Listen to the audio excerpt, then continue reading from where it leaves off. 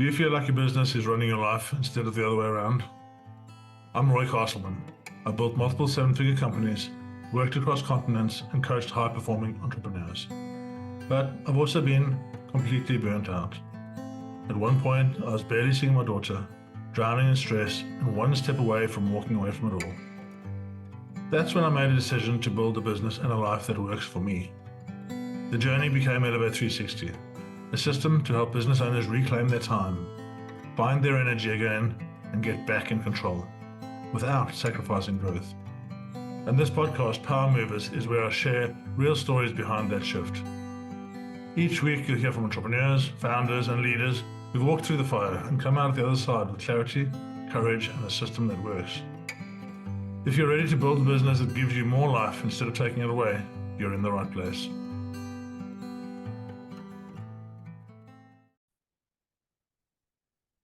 Good morning, good evening, good afternoon, wherever you are in the world.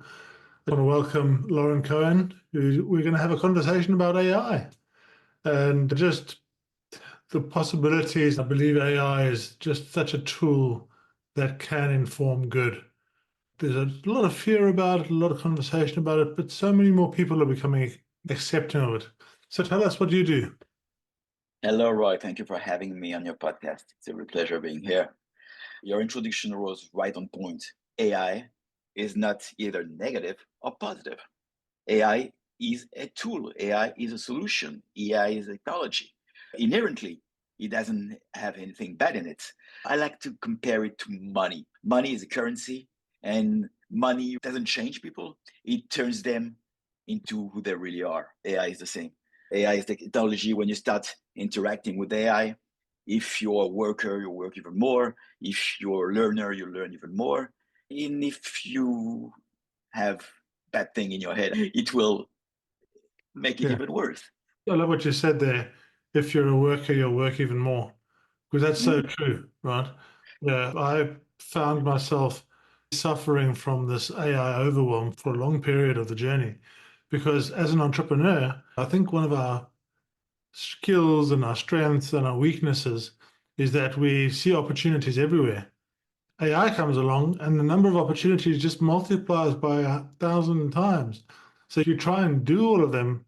And as business owners, we have one thing we need to do: fix the problem that you're trying to fix. This is so true, Roy. We both have the same sickness. Ideas are flowing, and now we have this wonderful tool that let us explore, go as deep as we've ever wanted to do our whole life. I'm talking to myself, and the way you're talking, I know what the feeling. I'm digging so deep into knowledge.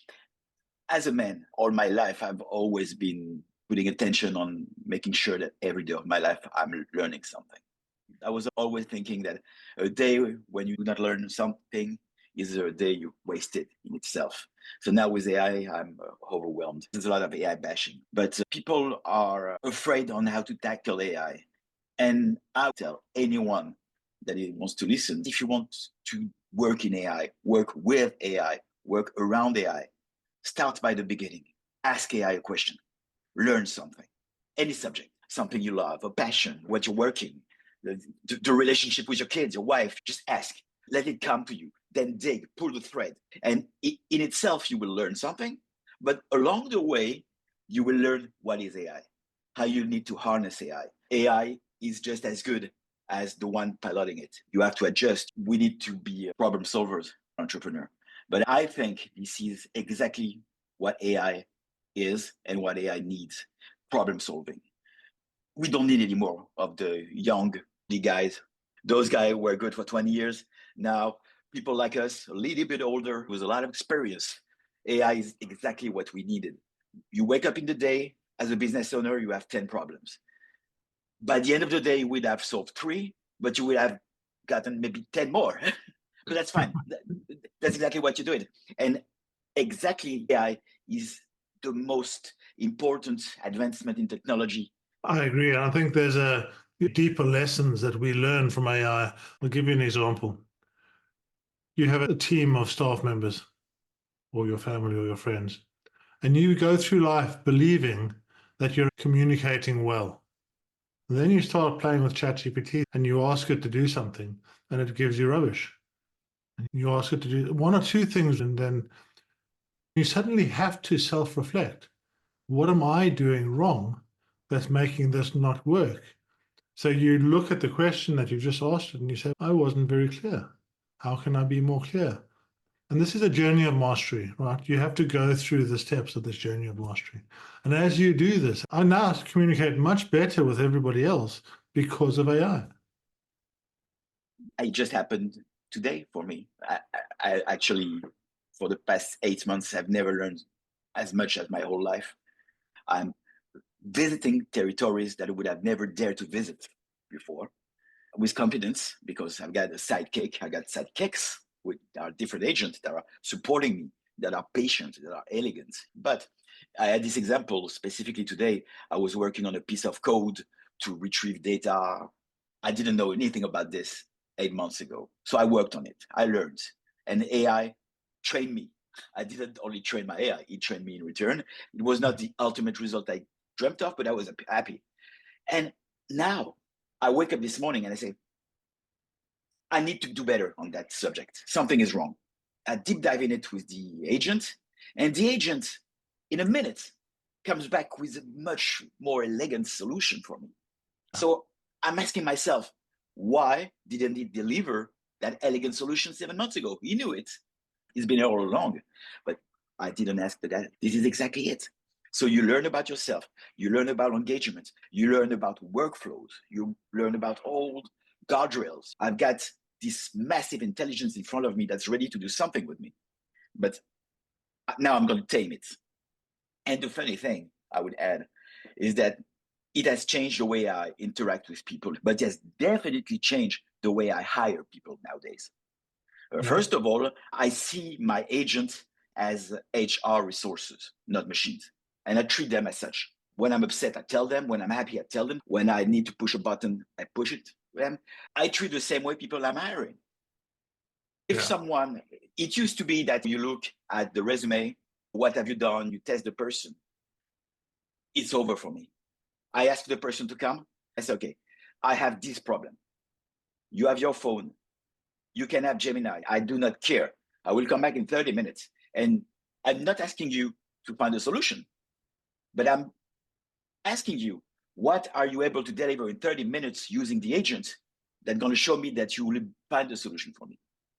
And this is changed because of AI. And I know so many HR people that are still doing it wrong. They receive those people with their resume. They say, put your phone away. This is insane. You don't do that anymore.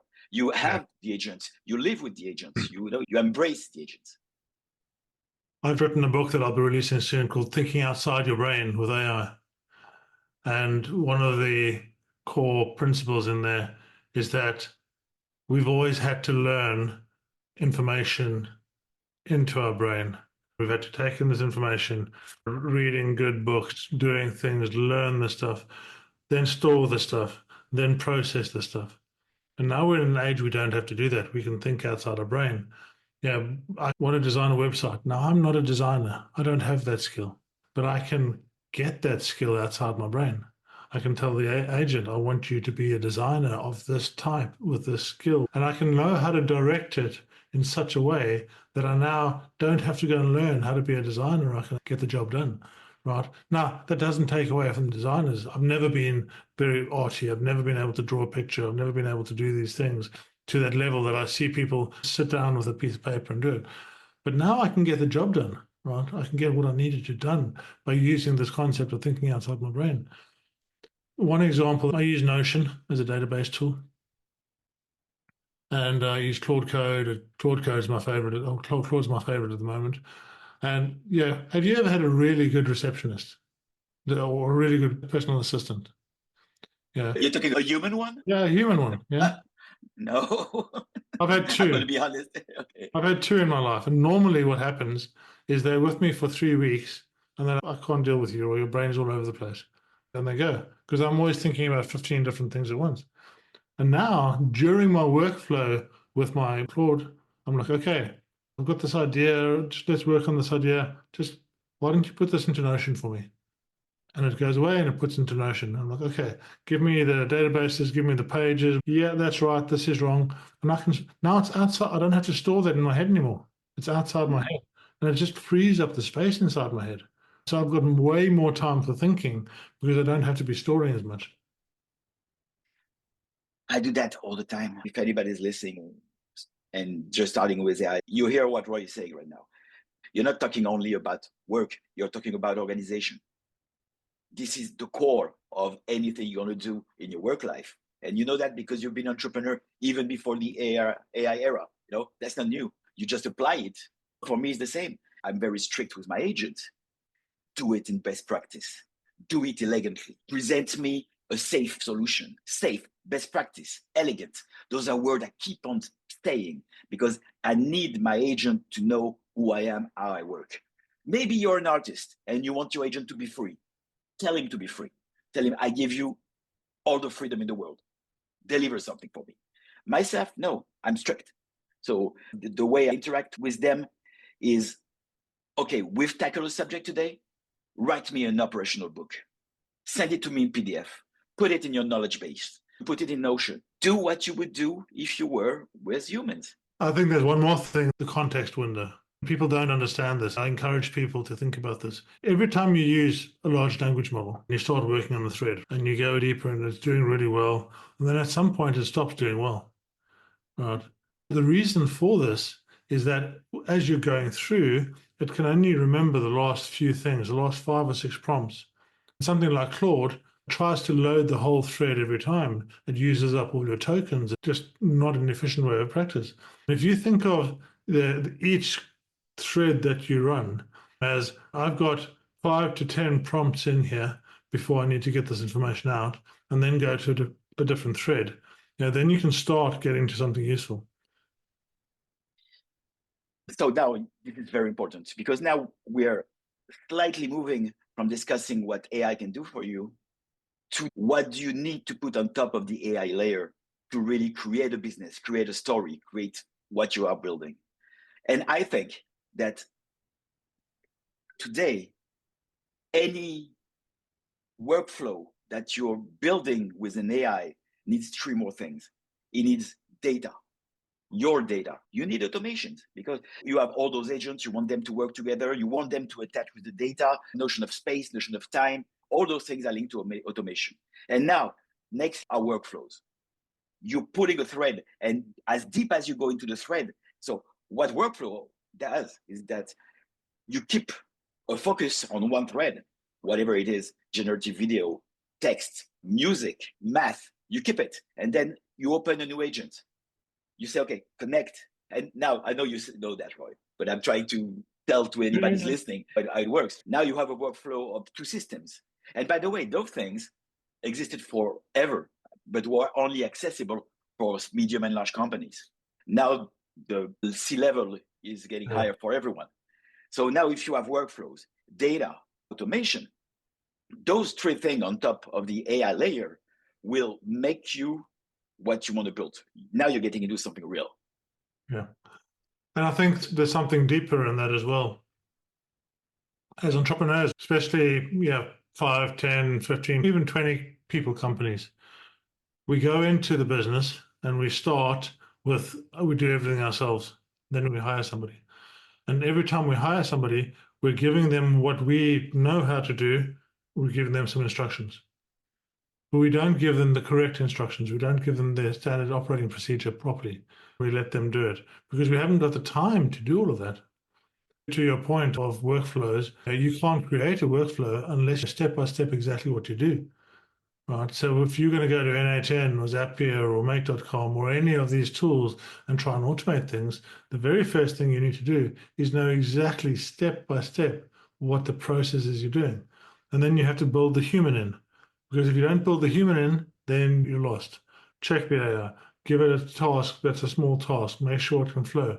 Make sure I'm going to pick up this image from here. I'm going to put it into this thumbnail here. Does that look right? Tick a box. Now it can go and load it onto YouTube.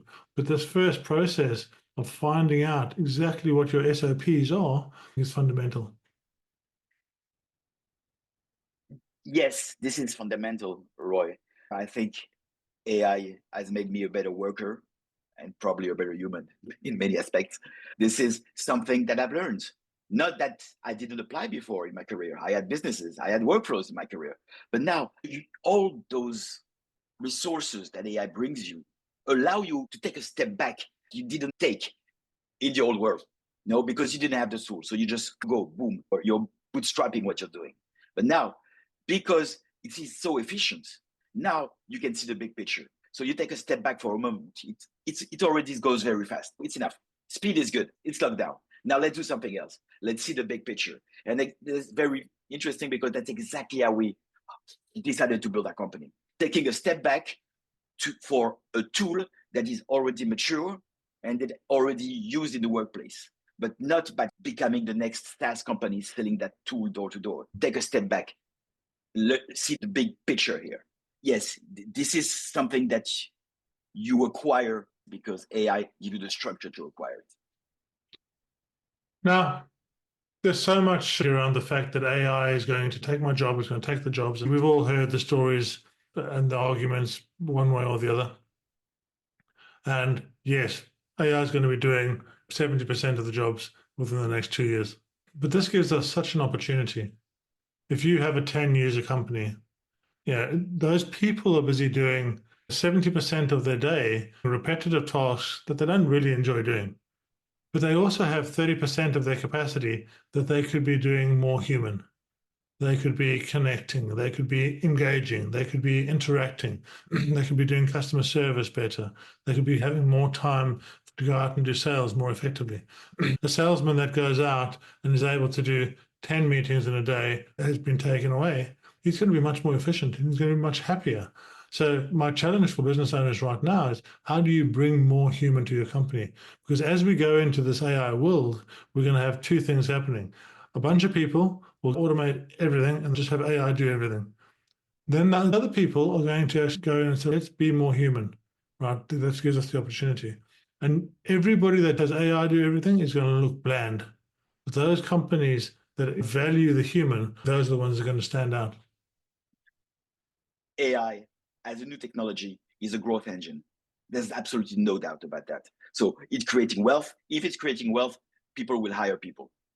This is not changing because we need that problem solving, that thinking out of the box that AI doesn't do. AI doesn't think out of the box. It's AI in a box. So we have this thing that is inherently human that needs to be here to use AI properly. Now, what about job that's going to be lost? I'm going to be cynical and pretty blunt. I come from a country, France, where I'm born and raised, where in the workplace, you have a massive amount of people whose sole work in life is navigating between the politics of the company that are existing between the water cooler and the coffee machine, right? Yeah. That profile, personalized. Those don't deserve to work in the workplace unless they want to change the way they're doing things. So if the price of AI is for them to lose their job, I'm okay with that.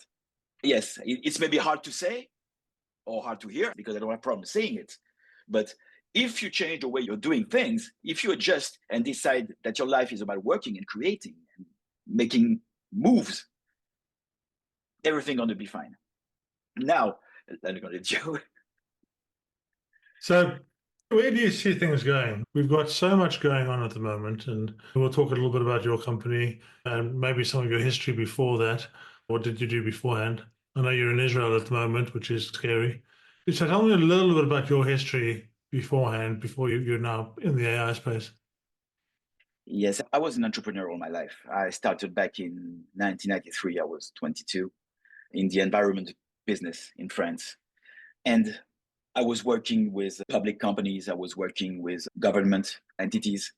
So what I was telling you about, I know very well. And one thing that I've learned, because I still love my country and where I come from, when you live in France, when you're born in France, when you're raised and educated there, and I would say that for all over Europe, you acquire a sense of craftsmanship that is unique. You have a sense of detail. You know what to do, those little things that people do not see but feel when you're building a project. That's what we're good at in Europe. But then I moved to America because I had the American dream. So I had a window of opportunity. I was just married, and I tell my newly wife, let's go. I want to do it. And the good thing was that it was 2002, right after the internet bubble. And it was really the land of opportunity in many ways. Everybody had lost their money in 1999.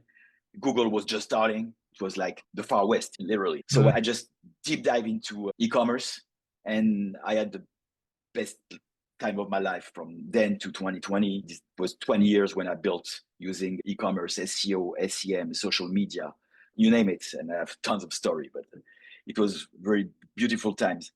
And there I came from craftsmanship to learning efficiency.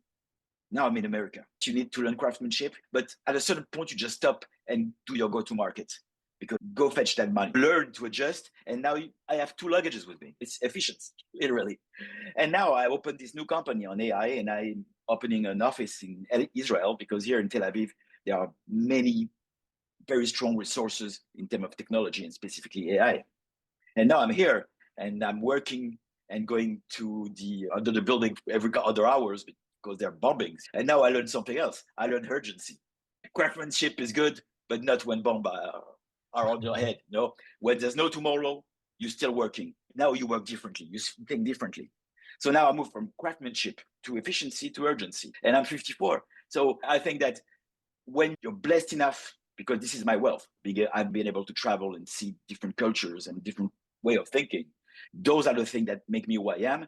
Especially in business, it allowed me to build company expanding worldwide. I do not think that you can expand worldwide if you don't know the cultures, specifically on the digital. If you're e-commerce, if you want to sell in Japan, you better know the Japanese culture. If you want to sell in Germany, you better know the German culture. Where do you think the next 12 months will go before we close? First of all, I think that as a species, human, we will have a self-defense protective thing that's going to happen with AI. I think you've said that before, but I'm going to put it in other words. We're going to stay away from this perfection that AI is doing. We want to look for the little fault, the little scratch on the wall, because as human, we're going to say, okay, you're trying to fool me here with your video. I don't believe what you're saying. So we're going to go back to that. We're going to go back to real life too, because we're going to need that. And when that happens, I think the next step in AI is for business to disclose that they're using AI. Now trying to come out with the most beautiful generative video to fool people. Yes, it's beautiful. Yes, it looks human, but here, made with AI. No, this is important as a business for a simple reason. Any business is built on trust. And now AI is a tool that can break that trust, because you're trying to fool people. And you will not win a business by fooling your customers. So yes, the next 12 months will be about disclosing AI. Oh, yeah, I agree with that. So tell us just a little bit about your current business, and then we'll close off. Thank you. When I said we try to build Get Object differently, is when I started to tackle the voice AI subject and understanding that it was very mature. AI now understands emotion. It speaks elegantly. It works 24/7. We all know that. But now, what do I do if I want to have a company that is scalable? So I try to understand who are my customers. My customers are small and local businesses. I want to equip them with AI. What do I need to convince them that AI is good for them? I need to work on trust. Their business has been built on trust. The trust that they convey with their clients when they enter the store or get over the phone, ask questions, reply. You don't take lightly. And when you sell voice AI, you don't tell a small business owner, hey, give me the keys of what you've built for the last 20 years. So now that's the frame of it. How do I maintain that trust? And our idea was very simple. We're building a directory. Every single business can have a listing there within 2 minutes.